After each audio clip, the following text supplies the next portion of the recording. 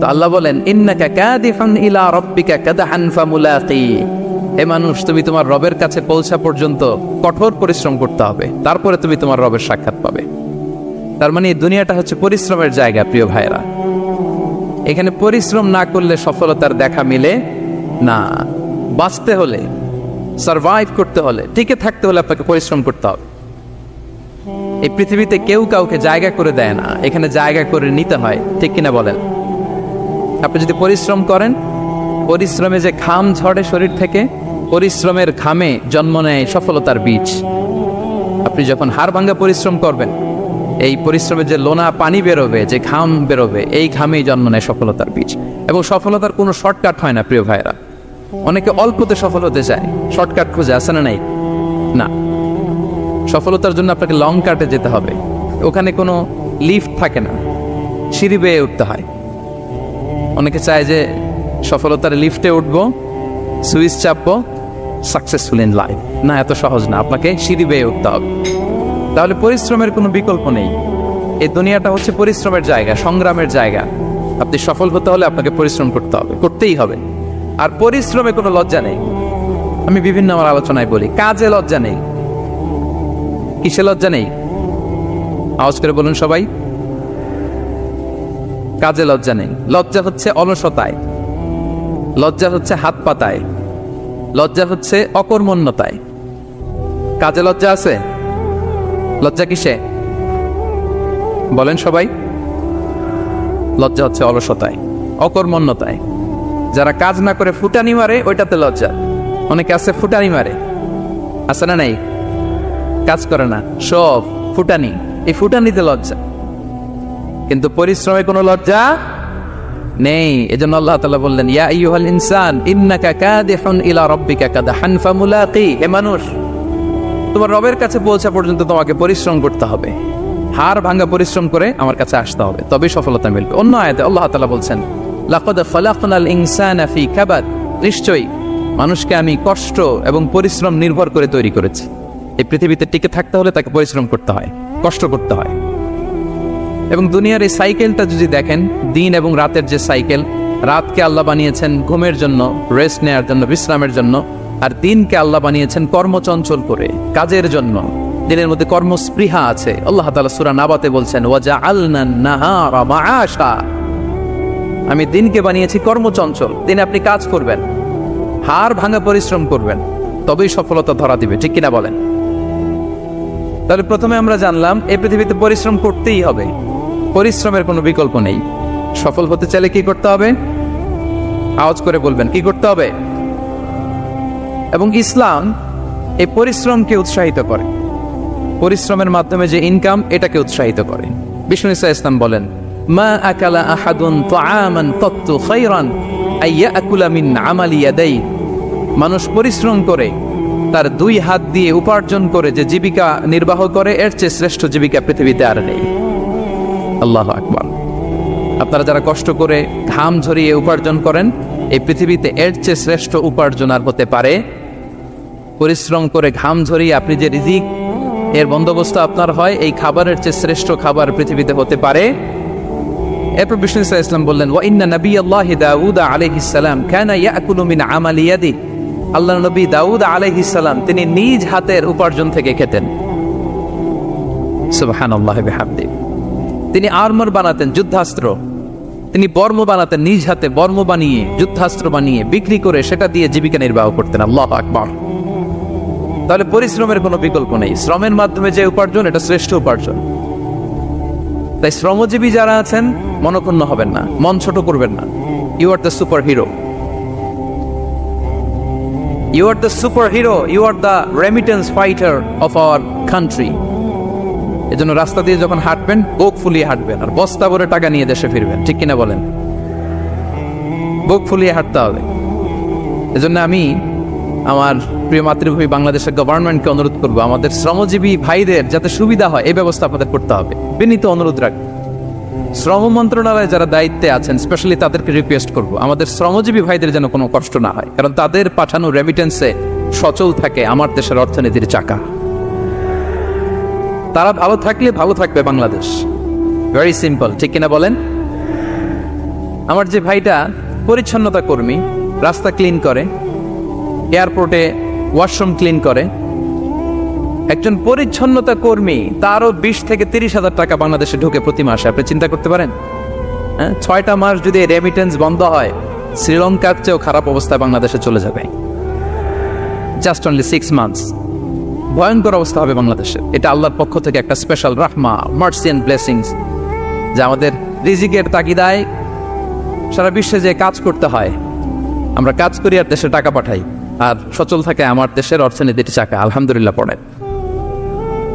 So বাংলাদেশের গভর্নমেন্টকে আমি বিনীত অনুরোধ জানাবো, শ্রম মন্ত্রণালয়কে অনুরোধ জানাবো, এয়ারপোর্ট অথরিটিকে অনুরোধ জানাবো, আমার শ্রমজীবী ভাইদের সাথে ভালো আচরণ করুন, তাদের সাথে কোঅপারেট করুন। বিশেষ করে যতগুলো দূতাবাস আছে সারা বিশ্বে, বাংলাদেশের যে মিশনগুলো, দূতাবাসগুলো, আমার শ্রমজীবী ভাইদের যে কোনো কাজকে অগ্রাধিকার ভিত্তিতে আপনারা সার্ভিস দিন। এটা দিতেই হবে, ঠিক কিনা বলেন? তারা ভালো থাকলে ভালো থাকবে বাংলাদেশ। তো এই জন্য শ্রমের কোনো বিকল্প নাই। নিজ হাতে উপার্জিত অর্থ, নিজ হাতে উপার্জিত কামাই, এটা শ্রেষ্ঠ কামাই। তো আলহামদুলিল্লাহ আজকের অডিয়েন্সের মধ্যে শ্রমজীবী ভাইয়েরা বেশি। আলহামদুলিল্লাহ পড়েন। এটা আমাদের সৌভাগ্য। এই যে বাংলাদেশে এখন চাকরি নাই, চাকরির বাজার মন্দা, মাস্টার্স পাস করে বেকার টোটো কোম্পানির ম্যানেজার, এরকম আছে না নাই? তার বিপরীতে আল্লাহ তাআলা আপনাদের মালয়েশিয়া নিয়ে আসছে। প্রতি মাসে আপনি টাকা পাঠান, আলহামদুলিল্লাহ। আপনি বাংলাদেশের যে উন্নয়ন, বাংলাদেশের যে ডেভেলপমেন্ট, এই যে স্মার্ট বাংলাদেশ বলে বলে মন্ত্রীরা মুখে ফেনা তুলে ফেলে, এটার গর্বিত অংশীদার আপনি, ঠিক কিনা বলেন? আপনি গর্বিত অংশীদার। You are the contributor, you are the real contributor. আপনার অবদানে বাংলাদেশ আজকে সচল, আলহামদুলিল্লাহ। সো মন ছোট করার কোনো সুযোগ নেই। নিজ হাতে উপার্জিত কামাই, এটা পৃথিবীর শ্রেষ্ঠ কামাই, আলহামদুলিল্লাহ। পরিশ্রমের মাধ্যমে যে উপার্জন, এটাকে ইসলাম আমাদেরকে উৎসাহিত করে। শুধু নামাজ, রোজা, জিকির এগুলো নিয়ে ইসলাম আমাদেরকে পড়ে থাকতে বলেনি। কোরআনিক অর্ডার হচ্ছে আপনার নামাজ শেষ, আপনি বেরিয়ে পড়বেন, কাজে বেরিয়ে যাবেন। ফাইদা কুদিয়াতিস সালাতু ফান্তাশিরু ফিল আরদি ওয়াবতাগু মিন ফাদলিল্লাহ। বিধানটা কার বলুন? আওয়াজ করে বলুন, বিধানটা কার? এটা কোরআনিক ভার্ডিক্ট, কোরআনের বিধান। নামাজ শেষ, ভুল হয়ে বসে জিকির করতে বলা নাই আল্লাহ।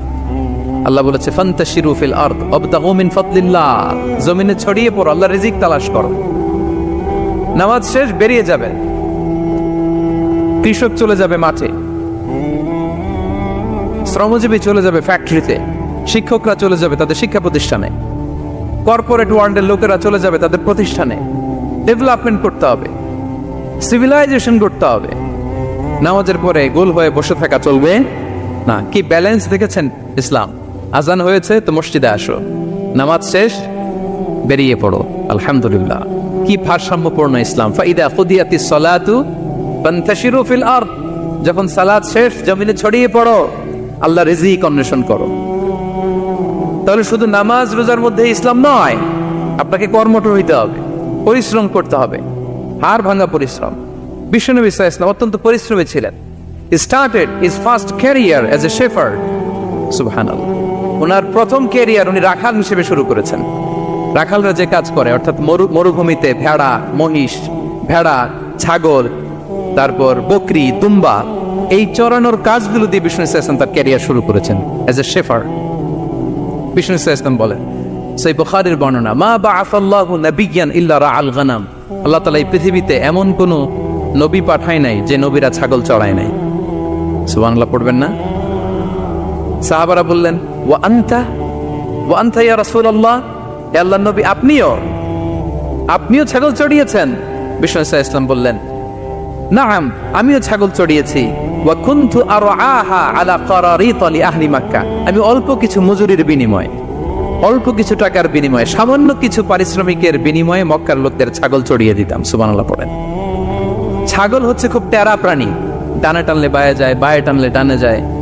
তাদেরকে একসাথে করা এজ এ শেফার্ড, এটা মরুভূমিতে খুব কষ্টের কাজ।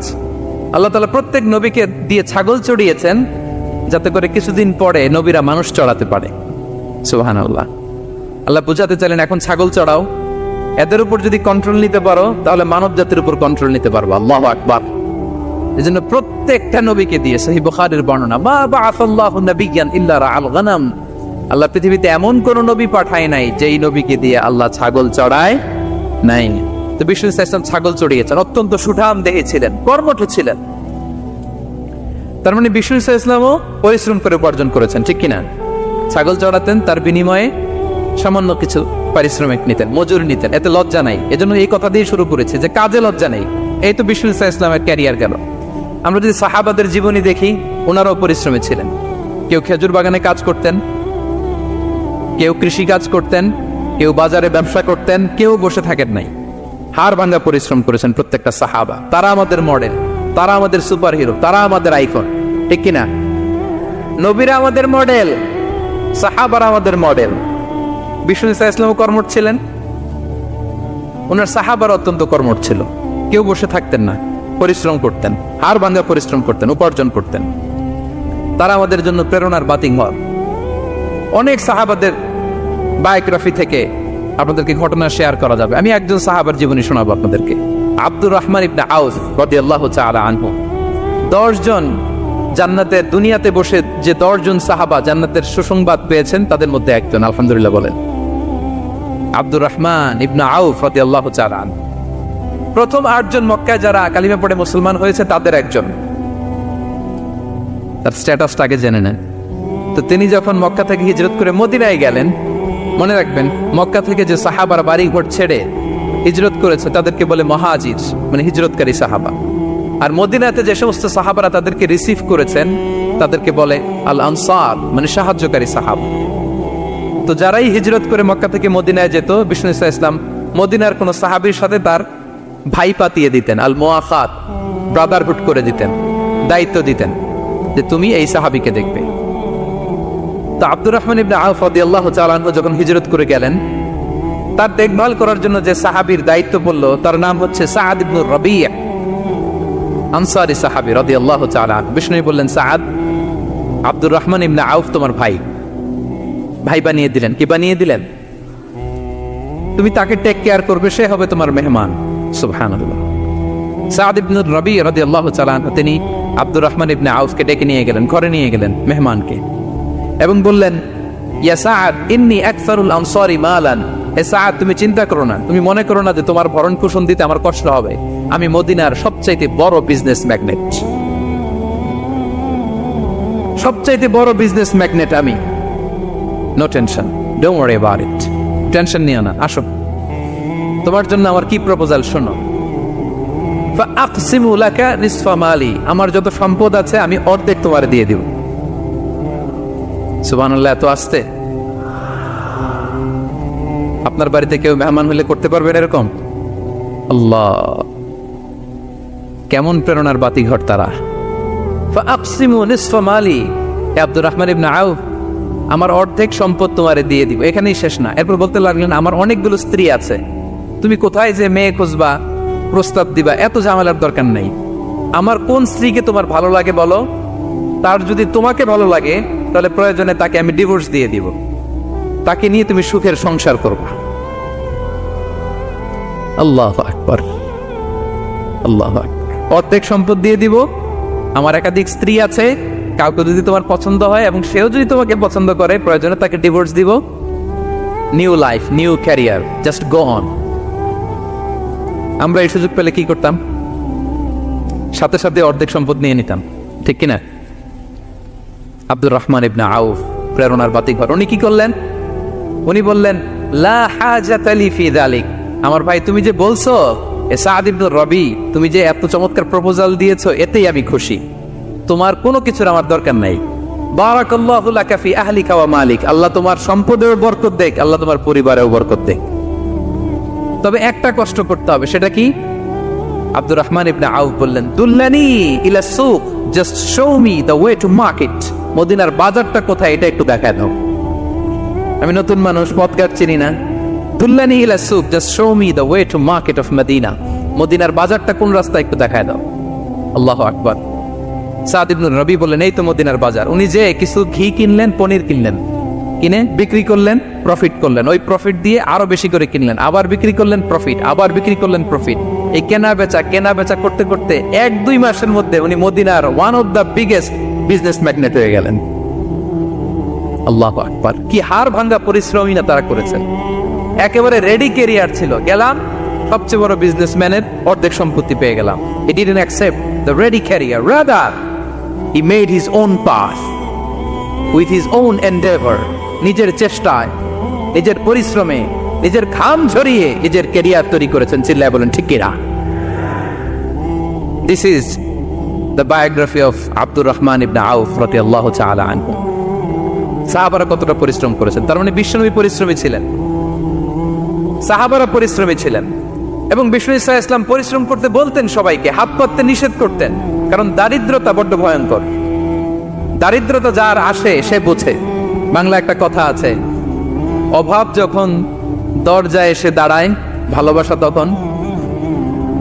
হ্যাঁ, সবার মুখস্থ দেখছেন?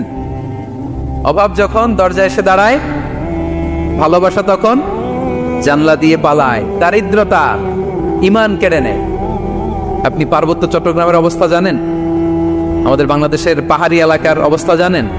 ওখানে আমাদের গরিব মুসলিম ভাইদেরকে সামান্য কিছু টাকা পয়সা দিয়ে ওদেরকে খ্রিস্টান বানিয়ে ফেলতেছে মিশনারি গুলো। এই খবর তো আমরা রাখি না। দারিদ্রতা বড্ড ভয়ঙ্কর। এজন্য বিষ্ণু ঈসা ইসলাম দারিদ্রতা থেকে আল্লাহর কাছে পানাহ চাইতেন। তিনি বলতেন, আল্লাহুম্মা ইন্নী আউযু বিকা মিনাল ফাকরি ওয়াল কিল্লাতি ওয়াদ-দিল্লা। ও আল্লাহ, I seek refuge with you from poverty, from insufficiency and humiliation. ও আল্লাহ, আমি তোমার কাছে দারিদ্রতা থেকে পানাহ চাই। ও আল্লাহ, আমি তোমার কাছে স্বল্পতা থেকে পানাহ চাই। ও আল্লাহ, আমি তোমার কাছে লাঞ্ছনা থেকে পানাহ চাই। পড়েন আমিন। এই দোয়াটা বেশি বেশি পড়বেন। আল্লাহুম্মা ইন্নী আউযু বিকা মিনাল ফাকরি ওয়াল কিল্লাতি ওয়াদ-দিল্লা। হে আল্লাহ, আমি দারিদ্রতা থেকে পানাহ চাই। আল্লাহ, স্বল্পতা থেকে পানাহ চাই। আল্লাহ, লাঞ্ছনা থেকে পানাহ চাই। সবাই পড়ুন আমিন। বিষ্ণু ঈসা ইসলাম যে দোয়াগুলো শিখিয়েছেন, এগুলো হচ্ছে very precise in wording but comprehensive in meaning. শব্দে খুব ছোট, কিন্তু অর্থ মানুষের হৃদয়ে এটার আবেদন অনেক ব্যাপক, অনেক বেশি। আপনি সারাদিন মিলিয়েও দোয়ার মধ্যে এত সুন্দর প্রার্থনা বাক্য তৈরি করতে পারবেন না, কিন্তু বিষ্ণু ঈসা ইসলাম এক বাক্যে যেটা চেয়েছেন, গোটা দুনিয়াটা এর ভেতরে ঢুকে গিয়েছে। আল্লাহুম্মা ইন্নী আউযু বিকা মিনাল ফাকরি ওয়াল কিল্লাতি ওয়াদ-দিল্লা। আল্লাহ, দারিদ্রতা থেকে পানাহ চাই। বিষ্ণু ঈসা ইসলাম নিজে স্বয়ং দারিদ্রতা থেকে পানাহ চাইতেন। তাহলে দারিদ্রতার সাথে আমাদের কোনো সম্পর্ক? আমরা পরিশ্রম করব, আমরা কাজ করে খাবো, কাজে কোনো লজ্জা নেই। লজ্জা অলসতায়। চিল্লায় বলেন ঠিক কিনা? এবং বিষ্ণু ঈসা ইসলামের কাছে কেউ যদি হাত পাততো, যদি দেখতেন তার কাজ করার যোগ্যতা আছে, বিষ্ণু ঈসা ইসলাম ভিক্ষা দিতেন না, কাজে উৎসাহিত করতেন, ভিক্ষাবৃত্তিকে অনুৎসাহিত করতেন। এক যুবক এসে হাত পাতালো, বিষ্ণু ঈসা ইসলাম আমার কিছু দেন। নয় বললেন, তুমি তো শক্ত সামর্থ্য মানুষ, বাসায় কি আছে বলো? সে বলে, আমার বাড়িতে একটা পানি খাওয়ার জগ আছে আর একটা চাদর আছে। বিষ্ণু ঈসা ইসলাম বললেন, নিয়ে আস। সে নিয়ে আস। এবার বিষ্ণু ঈসা ইসলাম চাদর আর জগ দুইটা নিয়ে সাহাবাদেরকে বললেন, মাইয়াশতারি হাযাইন, কে কিনবে? অকশন চিনেন? অকশন, অকশনে কি করে? নিলামে দাম তোলে না? রাসূল সাল্লাল্লাহু আলাইহি ওয়াসাল্লাম তার চাদর আর জগটা নিলামে তুললেন। এই কে কিনবে? মাইয়াশতারি হাযাইন, মাইয়াশতারি হাযাইন। একজন বলল, ফাকাল রাজুল আনা আখিযুহুমা বিদিরহাম, ইয়া রাসূলুল্লাহ, আমি 1 দিরহামে কিনবো। কয় দিরহাম? বিষ্ণু বললেন, 1 দিরহাম, 1 দিরহাম, 1 দিরহাম। মানে এর চেয়ে কেউ বাড়াবে কিনা? মাইয়াজিদু আলা যালিক, এর চেয়ে বাড়ায় দিবা কে? আরেক সাহাবী বলল, ইয়া রাসূলুল্লাহ, আমি 2 দিরহামে কিনবো। 2 দিরহাম, 2 দিরহাম, 2 দিরহাম, আর বাড়ে না। বিষ্ণু ইসলাম তার কাছে 2 দিরহাম দিয়ে বিক্রি করে দিলেন। 2 দিরহাম নিয়ে যুবককে বললেন, নাও, এই 1 দিরহাম দিয়ে কিছু খাবার কিনে তোমার ফ্যামিলিকে দিয়ে আস। আরেক দিরহাম দিয়ে একটা কুঠার কিনে নিয়ে আস। তো যুবক কুঠার কিনে আনলো। ফাওয়াদাআ লাহু আর-রাসূল সাল্লাল্লাহু আলাইহি ওয়াসাল্লাম ইয়াদান, রাসূল সাল্লাল্লাহু আলাইহি ওয়াসাল্লাম নিজ হাতে ওই কুঠারের একটা হাতল লাগাই দিলেন কাঠের। শুধু কুঠার দিয়ে তো হবে না, একটা হাতল থাকতে হবে না? বিষ্ণু সাল্লাল্লাহু আলাইহি ওয়াসাল্লাম ওনার মোবারক হাতে, বরকতময় হাতে ওই কুঠারে একটা হাতল লাগাই দিলেন। এবার বললেন, যাও, 1 দিরহাম দিয়ে কুঠার, আরেক দিরহাম দিয়ে খাবার কিনে আনো। এই কুঠার দিয়ে জঙ্গলে যে কাঠ কেটে লাকড়ি বেচে জীবিকা নির্বাহ করো। সামনের 15 দিন আমার সামনে যেন তোমার গুড়গুড় করতে না দেখি। এ বেচারা গেল, 1 দিরহাম দিয়ে ফ্যামিলিতে খাবার দিল, আর লাকড়ি নিয়ে কাঠ কাটতে না কাটতে কয়েকদিনের ব্যবধানে ও 10 দিরহাম কামায় ফেলছে। আস্তে আস্তে আস্তে আস্তে সে স্বাবলম্বী হয়ে গেল। এরপর একবার বিষ্ণু ঈসা ইসলামের কাছে আসছে। বিষ্ণু ঈসা ইসলাম তারে বলে, মানুষের কাছে হাত পাতার চেয়ে, দুয়ারে দুয়ারে ভিক্ষা করার চেয়ে তোমার মতো এরকম কাঠ কেটে, জঙ্গলে কাঠ কেটে বাজারে বিক্রি করা অনেক ভালো। আল্লাহু আকবার। এই হচ্ছে বিষ্ণু ঈসা ইসলামের ক্যারেক্টারিস্টিক্স। তিনি ভিক্ষাবৃত্তিকে অনুৎসাহিত করতেন। এই যে গল্পটা, what is the moral of the story? কি শিখলাম? 1 নম্বর যেটা শিখলাম, তিনি কাজ করে খেতে উৎসাহিত করেছেন। চাইলেই বিষ্ণু ইসলাম ওই দুইটা জিনিস বিক্রি করে 2 দিরহাম দিয়ে বলতে পারতেন যাও 2 দিরহাম দিয়ে খাবার কেনো, ওই বেলা খেয়ে রাতের বেলা আরেক দুয়ারে যে ভিক্ষা করতো, ঠিক কিনা বলেন? কথা বুঝতেছেন? 2 দিরহাম দিয়ে যদি খাবার কিনতো তো দুপুরে খেয়ে রাতে কি করতো? আবার হাত পাততো। সেটা করে নাই, কাজ করে খেতে উৎসাহিত করেছেন এবং স্থায়ী সমাধান করে দিয়েছেন। কারণ কাজই, কাজে কোনো ছোট বড় নাই। আছে? কাজে কোনো ছোট বড় আছে না। তাহলে ইসলাম আমাদেরকে পরিশ্রমী হতে শেখায়, কর্মমুখী হতে শেখায়। ইসলাম কতটা কর্মমুখী ধর্ম দেখেন। বিষ্ণু ইসলাম বলেন, ইন কামাতিস সাআ ওয়া ফি ইয়াদি আহাদিকুম ফাসিলা।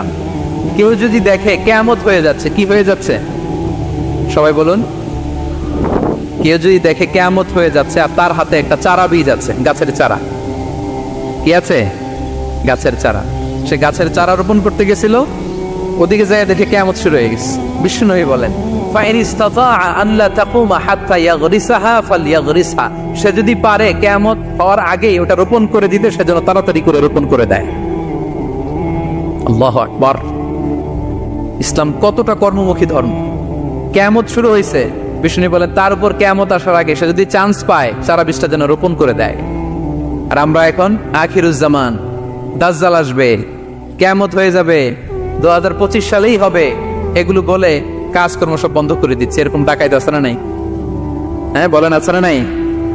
তা আখিরুজ্জামান কি আপনারা এটা শিখায়, এই লেসন শিখায়?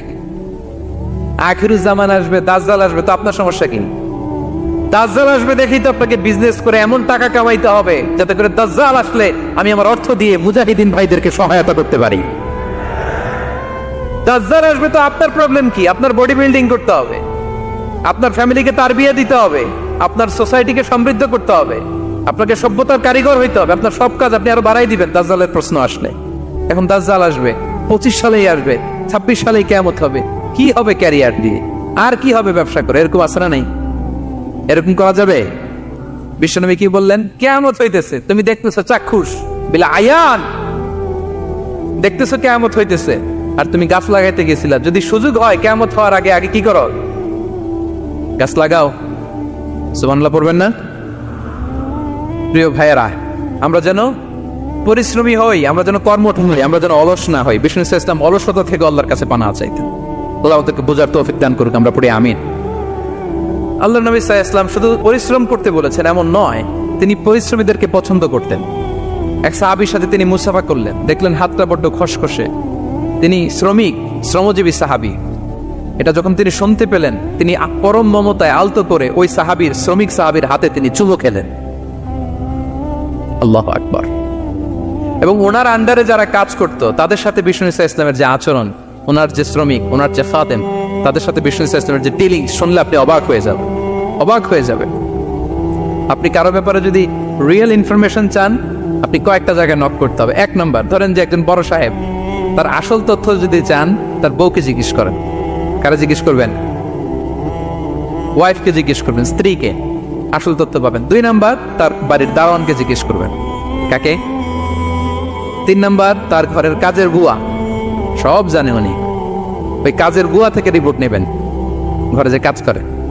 4 নাম্বার, তার ড্রাইভার, দারোয়ান, কাজের বুয়া, ওয়াইফ, এদের কাছ থেকে যদি আপনি জিজ্ঞেস করেন, ফলের বিড়াল বেরিয়ে আসবে। ঠিক কিনা বলেন? তা আসেন বিষ্ণু ইসলামের যে খাদেম, কর্মচারী, তারা একটু জিজ্ঞেস করে বিষ্ণু ইসলামের আচরণ কেমন ছিল। বিষ্ণু ইসলামের খাদেমের নাম হচ্ছে আনাস রাদিয়াল্লাহু আনহু। আলহামদুলিল্লাহ, খাদিমুর রাসূলিল্লাহ, বিষ্ণু ইসলামের খাদেম। আসেন ওনাকে জিজ্ঞেস করি যে বিষ্ণু ইসলামের আচরণ কেমন ছিল। আনাস রাদিয়াল্লাহু তাআলা আনহু বলেন, খাদিমতুন নবিয়্যা 10 সিনিন, আমি বিষ্ণু ইসলামের 10 বছর খেদমত করেছি। 1-2 বছর না, 10 বছর বিষ্ণু ইসলামের খেদমতে আমি নিয়োজিত ছিলাম।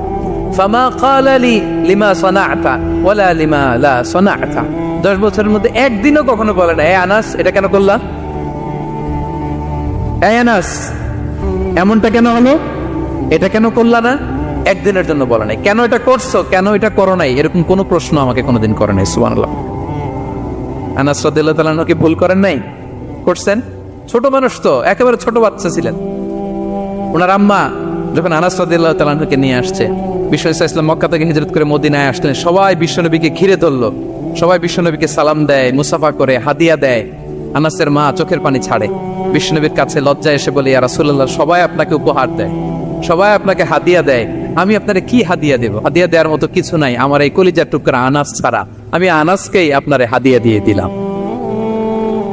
ইয়াখদুমুকা ইয়া রাসূলুল্লাহ, এ নবী, আনাস আপনার খেদমত করবে, আপনার ওযুর পানি এনে দিবে, আপনার মেসওয়াকটা এনে দিবে, আপনার জুব্বাটা এনে দিবে। আমি আমার কলিজার টুকরা, আমার নাড় ছেঁড়া ধন আনাসকেই আপনারে উপহার দিয়ে দিলাম।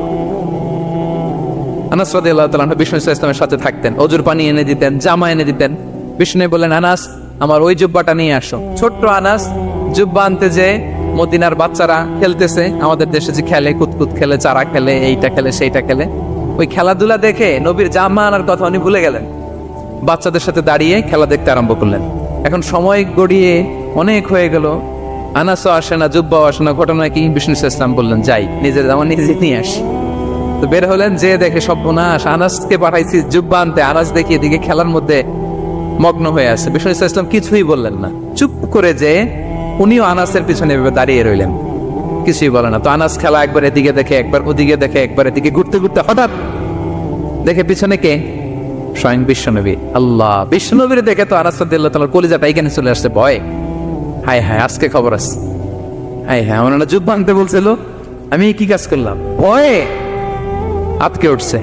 বিষ্ণু ইসলাম ধমক দেয় নাই, পেট্টি দেয় নাই, কিছু করে নাই, শুধু একটা মুচকি হাসি দিয়েছে। আনাস রাদিয়াল্লাহু তাআলা আনহু বলে, বিশ্বনবীর সেই দিনের মুচকি হাসির শাসন মৃত্যুর আগ পর্যন্ত আমাকে সোজা রাস্তায় রেখেছে, আর ডানে বায়ে করি নাই কোনোদিন। তার মানে শাসন করতে জানলে বেত মারা লাগে না, শাসন করতে জানলে গায়ে হাত তোলা লাগে না, শাসন করতে জানলে মুচকি হাসি দিয়েও শাসন করা যায়, ঠিক কিনা বলেন? বিশ্বনবীর মুচকি হাসির শাসন আনাস রাদিয়াল্লাহু তাআলা আনহুকে আজীবন সোজা রাস্তা রেখেছে। তাহলে শ্রমজীবীদেরকে বিষ্ণু ইসলাম কতটা সম্মান করতেন, শ্রদ্ধা করতেন, ভালোবাসতেন, বুঝতে পারছেন সবাই? প্রিয় ভাইয়েরা, লেবার রাইটস ইন ইসলাম, ইসলামের শ্রমিকের অধিকার। শ্রমিকদেরকে ইসলাম কমপক্ষে 7টা অধিকার দিয়েছে। কয়টা? 1 নাম্বার, ইসলাম একজন শ্রমিককে প্রথম যে অধিকারটা দিয়েছে সেটা হচ্ছে কাজ শেষে, শ্রম শেষে তার পারিশ্রমিকের অধিকার, মজুরি পাওয়ার অধিকার, কাজ শেষে বেতন পাওয়ার অধিকার। কাজ করেছেন তো আপনি বেতন পাবেন, এটা আপনার অধিকার। বেতন বা পারিশ্রমিক এটা একটা কর্মজীবীর অধিকার। আপনার কোম্পানির মালিক যে আপনার বেতন দেয়, এটা কি দয়া করে? করুণা। তো এটা যদি করুণা হয়, সে যে আপনার কাজ করে দেয়, এটাও তো করুণা, এটা তো আর বড় করুণা। কি বলেন? আপনি যে স্যালারি পে করেন, এটা যদি করুণা হয়, সে যে পরিশ্রম করে, সে তো আরো বড় করুণা করে আপনারে, তার কারণে তো আপনার কোম্পানি টিকে আছে, ঠিক কিনা বলেন? তাহলে এটা করুণা নয়, এটা শ্রমিকের অধিকার। এবং বিষ্ণু ইসলামের সেই ঐতিহাসিক বাণী, তিনি বলেছেন, আ'তুল আজীর আজরাহু ক্বাবলা আন ইয়াজিফা আরাফু, ঘাম শুকিয়ে যাওয়ার আগে শ্রমিককে তার পারিশ্রমিক বুঝিয়ে দাও। সুবহানাল্লাহ, বিশ্বনবীর ঐতিহাসিক বাণী। এখন জাতিসংঘ আমাদেরকে শিখায় যে শ্রমিকের মজুরি দিতে হবে, অন টাইমে দিতে হবে, স্যালারি দিতে হবে, এই করতে হবে, সেই করতে হবে। মানবাধিকারের কর্মীরা আমাদেরকে শিখায়, তারা শিখানোর 1500 বছর আগে বিষ্ণু ইসলামের ঐতিহাসিক বাণী, তিনি বলেছেন, আ'তুল আজীরা আজরাহু ক্বাবলা আন ইয়াজিফা আরাফু, শ্রমিকের ঘাম শুকাবার আগে তার মজুরি পেমেন্ট করে দাও। সুবহানাল্লাহ। ঘাম শুকিয়ে যাওয়ার আগে মানে অন টাইম, দ্রুততম সময়ে শ্রমিককে তার মজুরি দিয়ে দাও, তার বেতন দিয়ে দাও।